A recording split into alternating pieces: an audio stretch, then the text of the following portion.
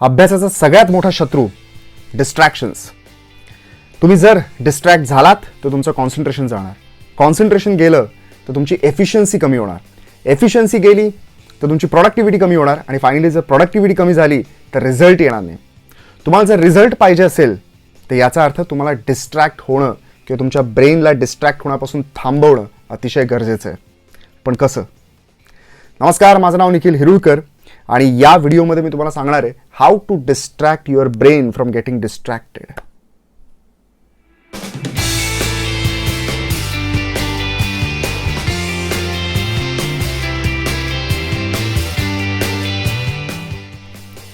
How to distract your brain from getting distracted हे समजण्याच्या आधी मुळात डिस्ट्रॅक्शन्स कोणकोणत्या प्रकारचे असतात हे समजणं जास्त गरजेचं आहे. डिस्ट्रॅक्शन्सला आपण दोन मेन कॅटेगरीजमध्ये डिवाइड करूयात, एक्सटर्नल डिस्ट्रॅक्शन्स आणि इंटरनल डिस्ट्रॅक्शन्स. एक्सटर्नल डिस्ट्रॅक्शन्स हे जनरली तुम्हाला माहितीच असतात. रादर मी तर असं म्हणेल की एक्सटर्नल डिस्ट्रॅक्शन्सला ओव्हरकम कसं करायचं हे पण, त्याचे उपाय पण तुम्हाला माहिती असतात, पण आपण इम्प्लिमेंट करत नाही. Implementation is the key. पण तरीसुद्धा आपण एक्सटर्नल डिस्ट्रॅक्शन्सवर एक क्विकली 5 मिनिटात आपण त्याच्यावर बोलूयात आणि त्याच्यानंतर will go for internal distractions. External distractions, 4 external distractions mainly me categorise केलेले. पहिला मोबाईल, स्मार्टफोन्स. पण स्मार्टफोनमध्ये काय? स्मार्टफोनमध्ये 3 गोष्टी: मोबाईल ॲप्स, गेम्स किंवा सोशल मीडिया. एस्पेशली तुम्ही स्टुडंट्स असाल तर मूवीजपेक्षा तुम्ही गेम्स आणि सोशल मीडियाकडे जास्त अट्रॅक्ट होता, बरोबर? पण तरीसुद्धा एक टिपिकल टीचर असेल तर तो तुम्हाला असं सांगेल ॲप्स डिलीट करा जर तुम्हाला अभ्यास करायचा असेल तर. मी असं अजिबात म्हणणार नाही की ते ॲप्स डिलीट करा, कारण तुम्ही जर ॲप्स डिलीट केले तर 1-2 दिवसानंतर पुन्हा डाउनलोड करणार तुम्ही ते ॲप्स. डिलीट करण्याची गरज नाही. कारण सांगतो, हे ॲप्स तुमचे अट्रॅक्शन्स आहेत, डिस्ट्रॅक्शन्स नाही. हे डिस्ट्रॅक्शन्स का होतात? कारण या कंपन्या त्यांचा धंदा वाढवण्यासाठी तुमच्यावर नोटिफिकेशन्सचा भडीमार करतात, वेगवेगळ्या प्रकारचे नोटिफिकेशन्स. इथे काहीतरी सारखं त्याचं नोटिफिकेशन साऊंड्स काहीतरी टांगटुंग होतंय, तिकडे काहीतरी त्याचं ब्लिंक होतंय सतत. मोबाईल साधा आपण स्वाईप जरी केला तरी लॉक स्क्रीनवर आपल्याला 1760 नोटिफिकेशन्स मिळत आहेत. लॉक उघडल्यानंतर नोटिफिकेशन बारवर 1760 आयकन्स आहेत. एवढं सगळं पाहून आपण ते क्लिक करण्याला टेम्प्ट होतोच ना. So ultimately we get tempted to click on the links and म्हणजे आपण 2 मिनिटं कोणाला तरी फोन करण्यासाठी आपण हातात फोन घेतलेला असतो, पुढचे 2 तास आपण त्या मोबाईलमध्ये घालवतो. Correct? So basically these apps are not your distractions, notifications are your distractions. आत्ताच्या आत्ता व्हिडिओ पॉज करा आणि नोटिफिकेशन्स जाऊन सगळ्यांचे बंद करा. मोबाईलच्या सेटिंग्समध्ये जायचं, नोटिफिकेशन्स अँड स्टेटस बारमध्ये जायचं, त्याच्यामध्ये ॲप नोटिफिकेशन्सला जाऊन सगळ्या ॲप्सचे नोटिफिकेशन्स बंद करून टाका. ओके, सो ही पहिली स्टेप करा. अजून एक गोष्ट मी तुम्हाला सांगतो, सोशल मीडियावर आपला खूप वेळ घालतो. आपल्याला किडा असतोच की कोणी काय पोस्ट केलं असेल, मग माझ्या पोस्टला किती जणांनी कॉमेंट्स केले असतील, कोणी कॉमेंट्स केले असतील. हे असलं आपल्याला अट्रॅक्शन खूप असतं सोशल मीडियाचं. पण त्याच्यामुळे आपण प्रचंड वेळ घालवतो आणि ultimately at the end of day realise होते की यार खूप वेळ गेला यार आज. सो याला we can enable usage time limit on both Facebook as well as on Instagram. Telegram, Snapchat वगैरे मी फार यूज केले नाही, ते मला माहीत नाही की त्यांच्यामध्ये तो ऑप्शन असतो की नाही. फेसबुक, इंस्टाग्रामवर हा ऑप्शन असतो आणि तुम्ही हा ऑप्शन तुम्ही एनेबल करा. फेसबुकला सेटिंग्समध्ये युअर टाईम ऑन फेसबुक अशी एक लिंक मिळेल तुम्हाला, ज्याच्यामध्ये जर तुम्ही maximum usage time per day 1.5 तास सेट केला तर टोटल 1.5 तासानंतर, त्या दिवसाच्या 1.5 तासानंतर फेसबुक तुम्हाला सांगेल की बाबा रे 1.5 तास झालेला आहे, बास आता बंद कर, जा अभ्यासाला लाग, कामाला लाग. सेम वे इंस्टाग्रामवर सुद्धा असाच एक ऑप्शन आहे. इंस्टाग्रामच्या सेटिंगमध्ये तुम्ही गेलात तर तुम्हाला युअर ॲक्टिव्हिटी मध्ये तुम्हाला हा ऑप्शन दिसेल, जिथे तुम्ही युसेज टाईम लिमिट सेट करू शकता. सो फेसबुक, इंस्टाग्रामचे युसेज टाईम लिमिट्स हे एनेबल करा, त्याचा तुम्हाला फायदाच होईल. मोबाईल आणि इम्प्लिमेंट करा. सो मोबाईल हे पहिलं तुमचं डिस्ट्रॅक्शन झालं. दुसरं टी व्हीला डिस्ट्रॅक्ट. टी व्ही खूप एक साधं डिस्ट्रॅक्शन आहे. Limit subscription plans. असे भंगार चॅनल्स ठेवायचे ना की जे बघण्याची इच्छाच नाही झाली पाहिजे. सेटमॅक्स सारखे एकच पिक्चर लागलेला असतो, सूर्यवंशम. स्पोर्ट्स चॅनल सुद्धा एखाद दुसरं स्पोर्ट्स चॅनल ठेवा. किंवा मित्र म्हणतो स्पोर्ट्स चॅनल्स घेऊच नका, कारण पोरांना जाम किडे असतात. कुठली मॅच पास्टमध्ये कुठेतरी झालेली मॅच सुद्धा आपण बघत बसतो आणि खूप वेळ घालवतो. तुम्हाला एखादी लाईव्ह मॅच बघायचीच असेल तर हॉटस्टारवर बघा, मोबाईलवर बघूच शकता की तुम्ही जेव्हा पाहिजे तेव्हा. ओके, सो टी व्हीचे सबस्क्रिप्शन प्लॅन्स लिमिट करा. This is one good way to stop this distraction. Distracting friends खतरनाक प्रकार आहे हा. काही मित्र असे असतात स्वतः अभ्यास करतात, तुम्हाला डिस्ट्रॅक्ट करतात, चतुर रामलिंगम स्टाईल, आणि तुम्ही जाता शेपूट हलवत त्यांच्या मागे. सो अशा मित्रांना पहिले तर दूर ठेवा. आणि काही मित्र असे असतात की ज्यांना म्हणजे जे खरं तर खूप चांगले मित्र असतात तुमचे, पण ते स्वतः अभ्यास करत नाही, तुम्हालाही अभ्यास करू देत नाही. मग अशा वेळेस तुमच्याकडे दोनच ऑप्शन्स आहेत. Either you motivate them to study or else stay away from such friends. Even किती चांगले मित्र असले तरी त्यांना सांगा की बाबा मला अभ्यास करायचा आहे. Okay, learn to say no, फार गरजेचं आहे. ओके, सो डिस्ट्रॅक्टिंग फ्रेंड्स हा एक एक्सटर्नल डिस्ट्रॅक्शन आहे. आणि पुढचं ॲडिक्शन, मला नाही वाटत की तुमच्या 11वी-12वीला कुठल्या ॲडिक्शनच्या फंदात तुम्ही पडलेला असाल, पण पडला असाल तर आत्ताच बाहेर या. आत्ताचंच वय आहे, हीच ती वेळ आहे. इंजिनिअरिंगला पुढे गेलात, दुसऱ्या सिटीत गेला, स्पेशली जिथे कॉस्मोपॉलिटन पब्लिक असतं, मग पहिले दारू, मग सिगरेट, मग काय, तिथून पुढे कोणी गांजा मारतं, कोणी हेरोईन, कोकेन, कुठल्याही थराला तुमची ॲडिक्शन वाढू शकते. So which is horrible. तुमच्या आजूबाजूला असा एक जरी व्यक्ती असेल की जो तुम्हाला त्यामध्ये खेचण्याचा प्रयत्न करतोय, पहिले त्या व्यक्तीपासून तुम्ही दूर जा. So addiction, so mobile, T V, distracting friends and addictions, these are the 4 external distractions.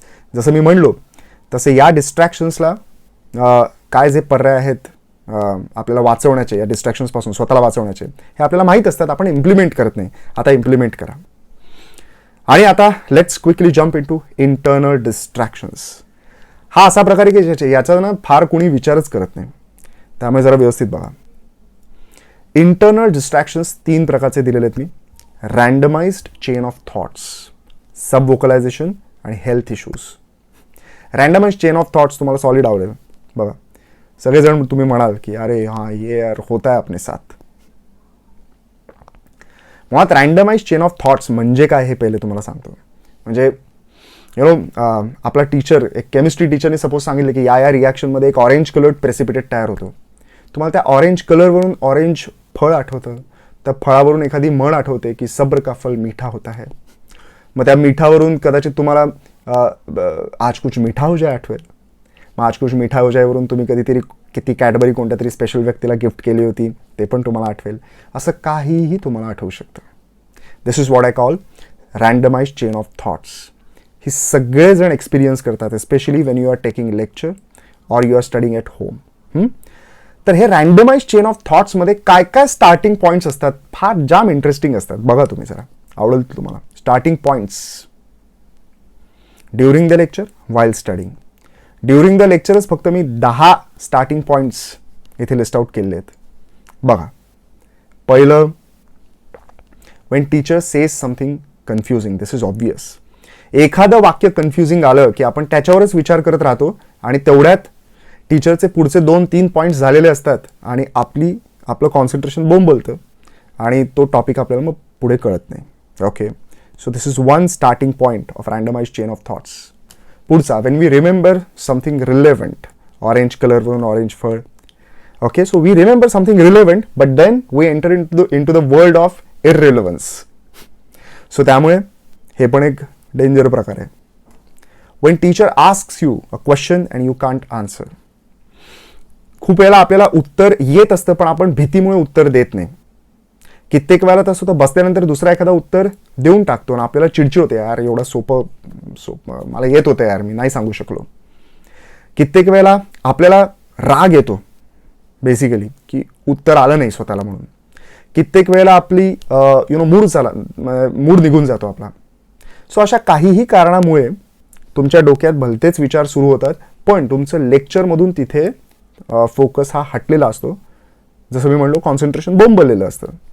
So this is one of the reason, starting point of the randomized chain of thoughts. When teacher scolds you for some reason or without any reason. पुढचा, when teacher's accent is funny. हे मस्त आहे. काही teachers ॲल्युमिनियमला aluminium म्हणतात. मग L M N हे प्रकार तर आहेतच. त्याच्याबरोबर सची जी जोडाक्षर असतात, इस स्कूल, इस स्कूटर, इस स्टेट्स ऑफ मॅटर, हे टीचरचे ॲक्सेंट आपल्याला ते फनी वाटतं, कारण की आपल्या माइंडचं, आपल्या ब्रेनचं तसं कंडिशनिंग झालेलं नाही. असे शब्द किंवा असे प्रोनाऊन्सिएशन्स, असे ॲक्सेंट्स ऐकायची आपल्याला सवय नाही. So teachers accent is funny. ते ऐकून आपण भलत्याच विचारांमध्ये जातो आणि लेक्चरवरून, कॉन्सेप्टवरून आपलं लक्ष हटलेलं असतं. When somebody asks irrelevant doubts and continues asking stupid doubts, असले काहीतरी नग असतातच की जे कंटिन्युअसली काही ना काहीतरी डाऊट्स विचारत असतात. टीचरलाही डिस्ट्रॅक्ट करतात आणि अख्ख्या क्लासला डिस्ट्रॅक्ट करतात. अशा मुलांना तुम्ही थांबवलं पाहिजे किंवा टीचरनीच थांबवलं पाहिजे खरं तर. आणि तुम्हीच स्वतः असे असाल तर बाळांनो, असं करू नका. अख्खा क्लास तुमच्यामुळे डिस्टर्ब होतोय. लेक्चरच्या आधी किंवा लेक्चरच्या नंतर विचारा तुमचे डाऊट्स. ओके. पुढचं, when somebody comes late in class, आपण आत्ताच लेक्चर वर फोकस करायला सुरुवात केलेली असते, तेवढ्यात कुणीतरी लेट येतं, आपण डिस्ट्रॅक्ट होतोय. Specially when latecomer is somebody special. या वयात होतं असं. So randomize chain of thoughts, distract नाही व्हायचं. अभ्यास, focus. When your benchmate distracts you for any reason or for no reason, नाही का, बालिश चाळे आपण खूप करतो. समोरच्या आपल्या मित्राला त्याच्या खांद्यावर असं टॅप करायचं, मग त्यांनी मागे बघितलं की त्याला म्हणायचं पुढे बघ की. असले बालिश चाळे आपण खूप करतो. बाळांनो, नका करू असे बालिश चाळे. स्वतःच्या पायावर धोंडा मारून घेत आहे, लेक्चरकडे बघा ना. बरोबर. पुढचं, when your mood is off for some reason, आईवडिलांनी काहीतरी शिव्या घातलेल्या असू शकतात, मित्रांशी भांडणं झालेली असू शकतात, रस्त्यावर कोणीतरी गाडी ठोकलेली असू शकते, काही रिझन असू शकतं मूड ऑफ असण्याचं, पण त्याच्यामुळे लेक्चरवरचं फोकस हटला नाही पाहिजे. when some irrelevant or unpleasant noise or sounds are heard, काही मग कोणाला शिंका आली तरी आपल्याला हसायला येतं, ढेकर आला तरी आपण हसतो. अजून कुठले आवाज येतात, कोणाच्या मोबाईलची रिंगटोन वाजली त्याच्यावरून आपल्याला काहीतरी आठवतं. We enter in to the world of randomize chain of thoughts. संपलं, कॉन्सन्ट्रेशन संपलं. So these are the 10 starting points of randomized chain of thoughts during the lecture. While studying तसेच सिमिलर आहेत, 5 एनलिस्ट केलेले आहेत. याच्या व्यतिरिक्त तुम्हाला जर तुमचे आठवले ॲड करा याच्यामध्ये. सो हे रँडमाइज चेन ऑफ थॉट्सचे स्टार्टिंग पॉईंट्स आहेत. स्टार्टिंग पॉईंट्स जर तुम्हाला कळले तर you can understand how to control them. बघा, 3 गोष्टी मी इथे सांगितलेल्या आहेत. एक सेकंड, मी पहिले फोल्ड करतो. काय आहे, आधी लेक्चरला सुरुवात करण्याच्या आधी किंवा अभ्यासाला सुरुवात करण्याच्या आधी तुम्ही स्वतःच्या माइंडला अलर्ट करणं खूप गरजेचं आहे की okay, I can enter in to the randomize chain of thoughts, I have to control it. तुमचं माइंड अलर्ट असलं तर तुम्हाला लगेच गेस करता येईल की ओके, मी चाललोय तिकडे, भलतीकडेच चाललोय. सो त्यामुळे अभ्यासाला सुरुवात करण्याच्या आधी किंवा लेक्चरला सुरुवात करण्याच्या आधी स्वतःच्या माइंडला अलर्ट करा की आज मला पूर्ण फोकस करायचं आहे, पूर्ण कॉन्सन्ट्रेट करायचं आहे लेक्चरकडे. How to control it? Try to quickly tell yourself that you are going in to such chain of thoughts. जर तुमचा माइंड अलर्ट असेल तर तुम्हाला लगेच क्विकली स्वतःला सांगता येईल की नाही बाबा, मी चाललोय तिकडे, भलतीकडेच. दुसरं मी सांगितलेलं आहे, try to quickly guess the starting point of thoughts. कुठून सुरुवात झाली हे कळणं गरजेचं आहे ना. काय होतं, एवढे मी तुम्हाला स्टार्टिंग पॉईंट्स सांगितले, याच्यावरून तुमचे कुठले टिपिकल स्टार्टिंग पॉईंट्स आहेत हे जर तुम्हाला कळलं, म्हणजे तुमच्या नोटिफिकेशन्सनी तुम्ही डिस्टर्ब होत आहे का, कुणीतरी तुम्हाला तुमचा बेंचमेट डिस्ट्रॅक्ट करतोय का, कुठले आवाज आल्यावर, वेगवेगळे आवाज आल्यावर तुम्ही डिस्ट्रॅक्ट होताय, तुम्हाला कळलं पाहिजे की तुम्ही कशामुळे भलत्याच चेन ऑफ थॉट्समध्ये जाता. बरोबर. म्हणून try to quickly guess the starting point of the thoughts. And then third is try to meditate on regular basis. Meditation म्हणजे जपमाळ नाही मी तुम्हाला जपायला लावत आहे किंवा मंत्र वगैरे नाही वाचायला लावत आहे. मेडिटेशन म्हणजे सोपं आहे. एक तर मेडिटेशन का, जे आपली जी बुद्धी असते किंवा आपला ब्रेन असतो तो इकडे तिकडे पळतो ना भलतीकडेच, त्याला फक्त तुम्हाला कंट्रोल करायचं आहे. त्याच्यासाठी एक सिम्पल एक्सरसाइज आहे. डोळे बंद करा, 5 मिनिटापासून 15 मिनिटापर्यंत तुम्ही करू शकता. श्वास घ्यायचा, सोडायचा आणि प्रत्येक श्वासागणिक आकडे मोजत जायचे. 1, 2, 3 अँड सो ऑन. म्हणजे एका वेळेस तुमचं फक्त 1, 2, 3 आकड्यांकडे आणि तुमच्या श्वासांकडे तुमचं लक्ष राहील, जेणेकरून एका गोष्टीवर फोकस करण्याची सवय होईल. जे आपलं ब्रेन इकडे तिकडे पळतो त्याला तुम्हाला कंट्रोल करता येईल. Okay. So meditation is really important and it is really helpful. मला त्याचा प्रचंड फायदा झालेला आहे. सो प्लीज 5 मिनिटं तरी रेग्युलर बेसिसवर मेडिटेट करण्याची सवय लावा.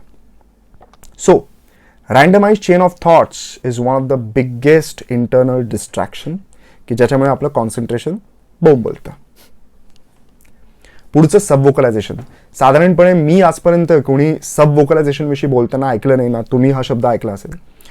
पण subvocalization is one very important distraction. Especially external डिस्ट्रॅक्शन्सला तुम्ही कंट्रोल केलं, इनफॅक्ट रँडमाइज चेन ऑफ थॉट्सला जरी तुम्ही कंट्रोल केलं तरी subvocalization is one such internal distraction की जे तुमचं कॉन्सन्ट्रेशन ब्रेक करू शकतात. मग आता सब वोकलायझेशन म्हणजे काय? What is subvocalization? Why do we subvocalize and how to reduce it? या 3 गोष्टी आपण बघूयात. बघा, सब वोकलायझेशन म्हणजे काय? Repeating the words vocally or in mind while we try to concentrate. काय होतं, आपण सगळ्या डिस्ट्रॅक्शन्स पासून स्वतःला दूर केलेलं आहे आणि now we are trying to concentrate.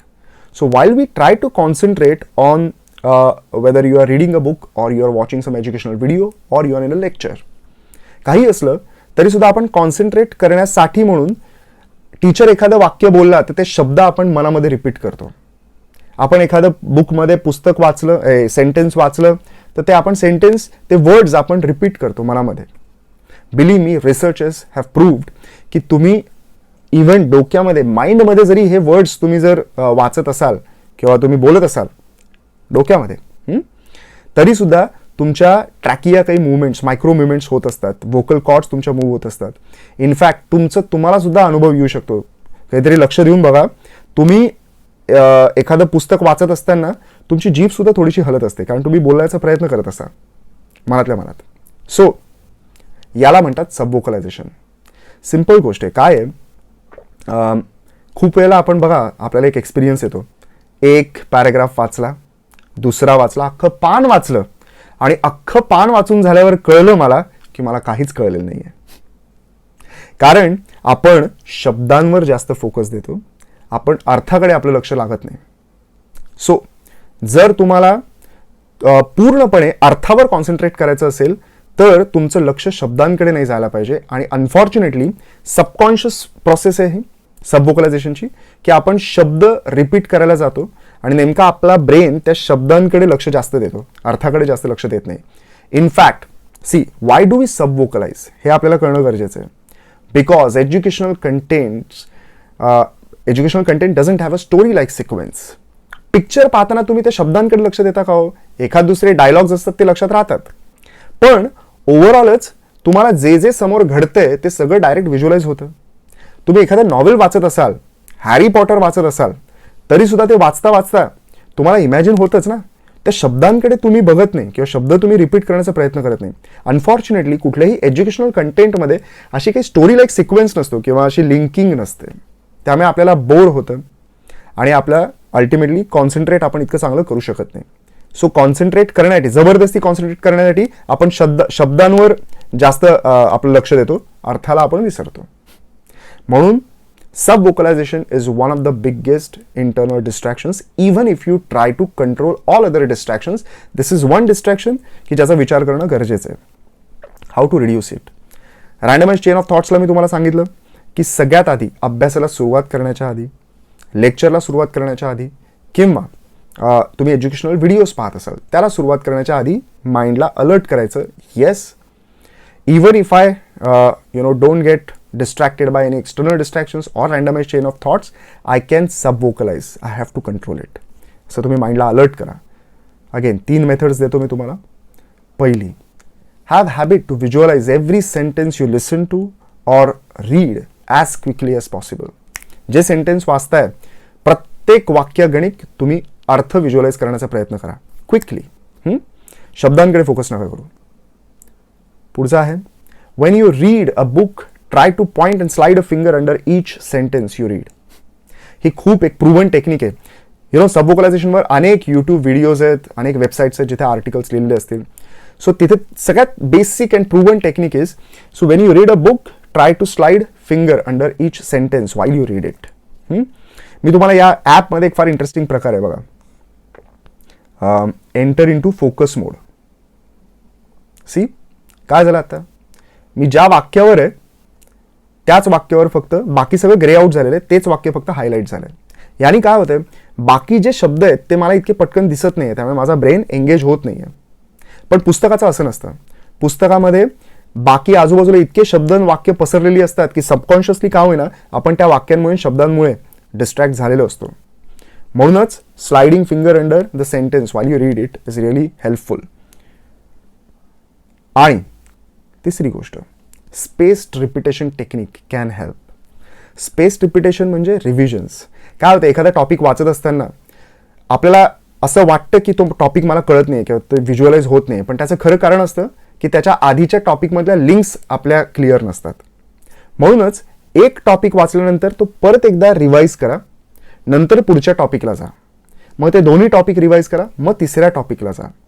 म्हणजे काय होईल, तुमचा ब्रेन याच्यामध्ये एंगेज राहणार नाही त्या लिंक्स कलेक्ट करण्यामध्ये, कारण तुम्ही व्यवस्थित त्या लिंक्स एस्टॅब्लिश करतच पुढे गेला आहात.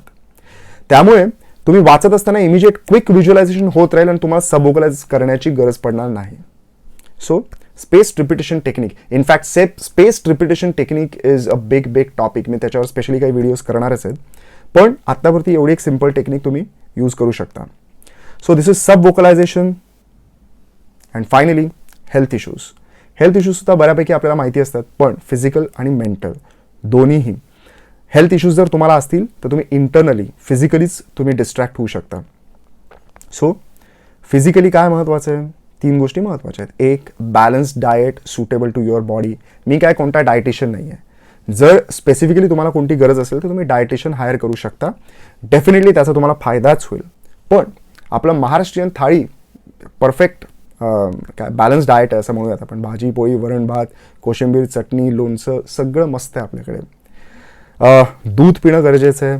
Eggs, if you are non vegetarian, eggs are really important. आणि एक अतिशय महत्त्वाची गोष्ट आहे पाणी.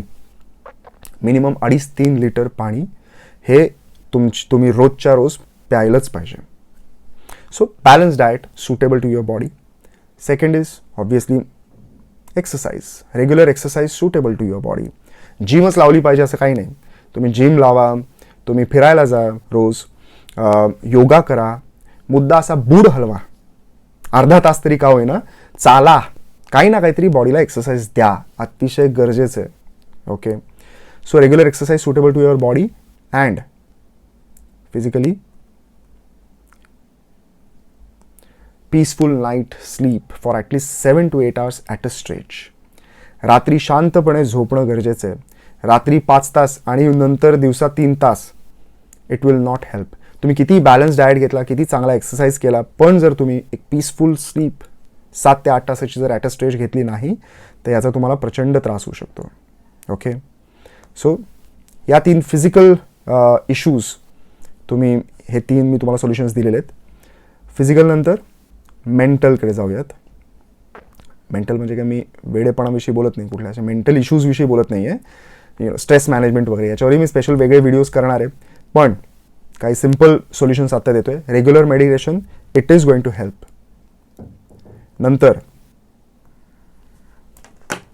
पुढचं आहे write a goal card every week and keep it in your wallet. म्हणजे जस्ट इमॅजिन की एखाद्या समुद्रामध्ये जर आपण बोट सोडून दिली तर आपल्याला पाहिजे त्या ठिकाणी ती जाईल का? ऑफकोर्स नाही. कुठेतरी त्याच्यावर कॅप्टन असला पाहिजे, कॅप्टनने त्याला कुठल्या तरी एका डिरेक्शनला नेलं पाहिजे. तसंच आपल्या ब्रेनचं सुद्धा आहे. आपलं जर काही गोलच सेट नसेल तर कुठे जाणार आहोत आपण? सो माझं असं म्हणणं आहे की वीकली तुमचे गोल्स सेट असले पाहिजे आणि ते एका छोट्याशा कार्डवर लिहून ते तुम्ही तुमच्या वॉलेटमध्ये मावेल अशा छोट्याशा कार्डवर एका कागदावर लिहा, ते वॉलेटमध्ये ठेवा आणि रोज वाचायचं ते. सो त्यामुळे तुमचा ब्रेन अलर्ट राहतो. आणि एक अजून शेवटची अशी गोष्ट आहे या व्हिडिओची आणि डिस्ट्रॅक्शन्सची. काय तुम्ही मेंटली सुद्धा स्वतःला पूर्णपणे रेडी ठेवणं या सगळ्या डिस्ट्रॅक्शन्सपासून आणि सगळे जे टास्क्स आहेत. इतके दिवसाला टास्क असतात बघा ना. तुम्ही आत्तापर्यंत तुम्हाला काय काय की तुम्ही रँडमाइज चेन ऑफ थॉट्समध्ये गेले नाही पाहिजे, सबव्होकलाइज केलं नाही पाहिजे, मोबाईल, मग त्याच्यात सोशल मीडिया, मग त्याच्यात फेसबुक इंस्टाग्राम, मग गेम्स किती प्रकारचे आहेत. सो एवढे एक्सटर्नल डिस्ट्रॅक्शन्सपासून स्वतःला दूर ठेवायचे, रँडमाइज चेन ऑफ थॉट्सपासून दूर ठेवायचे, सबव्होकलायझेशनपासून दूर ठेवायचे, त्यात बॅलन्स डाएट करायचं आहे, रेग्युलर एक्सरसाइज करायचं आहे. केवढ्या गोष्टी आहेत. पण एवढ्या सगळ्या गोष्टी होणं तर गरजेचं आहे. म्हणून एका खूप स्पेसिफिक आणि खूप एका वेगळ्या सायंटिफिक टेक्निकने आपण आपल्या माइंडला अलर्ट ठेवू शकतो की मला या सगळ्या गोष्टी करायच्या डेली बेसिसवर. आणि म्हणूनच त्याचं सगळ्यात मोठं सोल्युशन आहे read the creed daily. Creed is a very specific way of writing the reminders. हे कसे लिहायचे हाच आपला पुढचा व्हिडिओ असणार आहे. गोल सेटिंग आणि क्रीड या 2 विषयांना घेऊन पुढचा व्हिडिओ तयार करणार आहे. आजचा व्हिडिओ बऱ्यापैकी मोठा झालेला आहे, पण आय होप तुम्हाला आवडला असेल, याचा तुम्हाला नक्की फायदा होईल. प्लीज या सगळ्या गोष्टींमध्ये विचार करा. त्याचबरोबर माझे फेसबुक पेज, इंस्टाग्राम याला तुम्ही लाईक केलेलं असेलच तर शेअर करा, कॉमेंट्स करा, सगळ्यांपर्यंत पोचवा. यूट्यूबला सबस्क्राईब करा आणि फायनली बेल आयकॉन प्रेस करायला विसरू नका.